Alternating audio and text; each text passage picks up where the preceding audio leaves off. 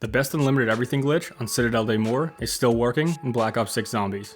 This is a great alternative to both the jet gun glitch and the AFK Lion Sword glitch, so if you're tired of doing either one of those, then I definitely recommend giving this one a try, because you're still going to be getting unlimited XP, easy Gobblegums, you can still get the crazy high rounds, and you can even take care of some zombies camos if you feel like it. So with that said, let's get into this working unlimited everything glitch on Citadelle Day More in Black Ops 6 Zombies. First, let's talk about what you're going to need. The most important thing for this glitch is that you have the Aether Shroud field upgrade with the burst dash augment, and it wouldn't hurt to have the extra charge augment as well, so you have multiple attempts at getting out of the map. It's also necessary to have mutant injections unlocked, because we're definitely going to want those to get past the death barriers, both outside and under the map. Now while these perks and augments aren't necessary, I do highly recommend that you use them to make this glitch easier, so you can get through rounds a lot faster, and so you can keep getting ammo back in case you want to use your guns to unlock certain zombies camos. So because I was using a sword in this glitch, you should have the Melee Macchiato perk with either the Espresso or the Vampiric Extraction augment. And for ammo, it's also important to have the Hidden Impact augment. Again, to make sure you keep getting ammo back, you should also have the Dead Again augment for Deadshot Daiquiri. You're also going to want to get Vulture Aid before doing the glitch, so it can build up salvage and get the mutant injections faster, but it's also important to have the Condor's Reach augment, so you can continue to get ammo back while you're inside of the glitch. And lastly, it'll also be really helpful if you have the Energy Mine field upgrade unlocked with both the turret and extra charge augments. And this is something we'll switch to once we're inside of the glitch, so we can be better set up to go AFK. Alright, now we're going to talk about how we set up this unlimited everything glitch, but first, if you want to unlock Dark Matter, Abyss, and Nebula camos in Black Ops 6, or grind them super fast in bot lobbies, be sure to check out my friends over at Mitch Cactus. They're the biggest and most reliable on everything Call of Duty, and they can help you with weekly events, and rare bundle codes for Xbox, PlayStation, and PC. As gamers, we want to make sure we're getting the most legitimate services possible, and at Mitch Cactus, that's exactly what they do. They have over 15,000 verified Trustpilot reviews, as well as thousands of personalized vouchers. So definitely check out all the great deals and services over at Mitch Cactus, the go-to for all things Call of Duty, and use my special discount code Viking for 5% off. Alright, so the best way to set up this glitch is first going to be to open up Pack-a-Punch so that the helmet zombie can appear past round 10, and then we can take him out and collect the stamp. Now it's not necessary to have a sword in this glitch, but personally I think it's the best way to go, because it'll make going AFK a lot easier, and you won't have to worry about running out of ammo. Now before doing anything else, I recommend getting Vulture Aid as soon as you can, so we can start gathering the salvage we need to be able to craft our mutant injection. Now that we did that and we have the stamp, you can head to the dining hall and pick up the sword from the Lion Knight. You can then go about upgrading the Lion Sword. Now all you have to do is keep playing through rounds until you have enough salvage, and then we can go ahead and craft our mutant injection. Now to make things easier, I'm going to recommend you leave one zombie alive, whether it's a crawler or a parasite, because you definitely don't want to be bothered too much when trying to get out of the map.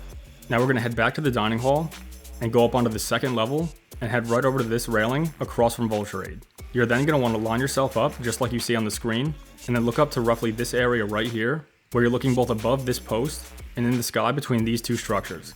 I also think it's best to creep back a little bit on the railing, so you give yourself enough space to be able to sprint forward before activating your Aether Shroud and jumping. So once you feel like you're in the right spot, you're going to want to sprint forward, activate your Aether Shroud, and then immediately jump. So again, that's sprint, Aether Shroud, jump. It should really be all in one motion, and it might take a little bit of practice to get this right, but once you try this enough, you should be able to get the hang of it. Now I'm going to slow it down so you can see exactly what I'm doing here.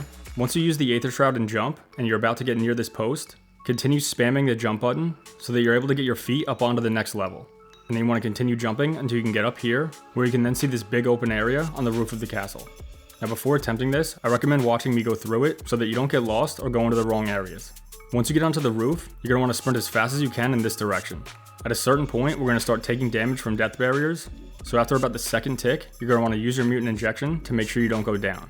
Now we're going to continue moving into this corner, turn yourself to the left and almost fully around, and if you slowly creep toward the edge, you'll be able to see under the map. When you jump down, you want to jump over here into this area. You're going to want to stick to the right side and try and get some distance so you don't land on the bottom part of this and have to jump up. Once you're down here, again stick to the right wall and inch forward until you see this black box right here in the middle. It's going to be hard to see, but if you just jump into this general area, you'll be able to jump right onto this and continue on. Now go over to these stairs and jump up onto them, and make sure you're actually on them so that you don't go off into the wrong area. Once you can see that you're climbing up, go around the staircase, and while it's going to be hard to see, you're eventually going to drop off into this spot where you should be able to see the tunnel that we need to jump onto right underneath us. It's really important not to jump too far or to just fall straight down, because then you'll end up under the map and have to redo this entire thing. So either step back a few steps and jump, or just slowly run off and try and land right in the middle. Once you're here, you have to shimmy yourself underneath this area, so you can do that by moving a little bit to the left, and then once you get through here, you won't have to worry about death barriers anymore. So at this point, just make a right and follow me over to this area just above the Pack-a-Punch machine. From here, you want to look forward and make sure you jump up onto this little beam because otherwise it'll block you from dolphin diving into the next area. So again, get up on this beam, sprint forward and dive right at these wooden posts. When you land up here, you should still be prone, and then you can crawl on the beams until you get past this area, and then you can drop down into this tunnel where you can then crouch and continue moving forward. Once you get to this spot at the end of the tunnel, move a bit over to the right, and then jump up so you can get on top of this room, and then follow me across the room using these beams until we get to this area right over here by quick revive. You're then going to want to go prone and shimmy yourself into this area until you fall down into this spot. So once you get here, you're in the glitch spot. Now you just want to make sure you set up in the correct area. So the best way to go about this is to come over here by this pillar where quick revive is the closest that it can be to you. And it should be somewhat diagonal and to the left of your location. Now once you're in this spot, make sure you're not over into the middle too much because zombies will come underneath you and can push you around a little bit. So make sure you're somewhat close to this pillar, just far enough away from the zombies that spawn below so they don't move you too much. Now at this point, all the zombies on the map should be piling up right in front of you. You can then take out your upgraded sword and go crazy getting a ton of kills and building up as much XP as you can handle. Now like I said, you can take out any weapon you want so you can get headshots, special zombie kills, elite zombie kills, or whatever you need to get your zombies camos completed. And because of the perks and augments that we currently have, we shouldn't have to worry about running out of ammo on any of our weapons. Now if you're in this spot but the zombies aren't piling up in front of you, this means that you're slightly off from the correct spot that you need to be standing in for them to be able to target you. So as you can see on the map, there are a ton of zombies collecting in their spawn locations, but they're not able to see me, so you just have to kind of move around a little bit, but making sure you're staying near this pillar, and just test different locations by moving slightly to the left or the right, or if you have to, forward or backwards, and just keep shifting yourself slightly until you find that spot where you see all the zombies start running back to the pile-up location. Like I talked about in the beginning of the video, if you had set up your energy mine field upgrade with both the turret augment and the extra charge augment, you can then pause the game, go down to field upgrade, and switch it from the Aether Shroud to the energy mine. You can then drop these energy mines behind you so they can help you out during those parasite and vermin rounds when the parasites build up above you and the vermin build up below you. You're going to be able to have 3 turrets all active at the same time, and make sure that every now and again, once your field upgrades are fully charged, that you keep switching them out and replacing them so that you can go AFK for longer periods of time without having to worry. There really aren't many issues with this glitch, although I will admit, I do think it's best to somewhat keep an eye on it. You can leave your setup for a little while, but you should definitely come back and check on it to make sure everything's going to continue working as you progress through more rounds. Now obviously if you're going to go AFK, and especially if you're on a controller, make sure that you plug your controller into your console, and then to make sure you can swing your sword indefinitely, take a rubber band or a hair tie, have it pull down on your trigger, and wrap it around the right grip of your controller. This will hold down the trigger so you continue swinging your sword, and as long as your controller is plugged into your console, you shouldn't have to worry about it turning off. If you have all of this set up, the only way that the game can end is if you don't check in on it for too long of a span of time, in which your turrets will probably run out, and then those parasites may eventually build up to the point where you can't take them out fast enough, and they'll push you back a little bit, which will make the zombies no longer target you, which will ultimately end in you getting kicked for inactivity because you're not able to kill any more zombies.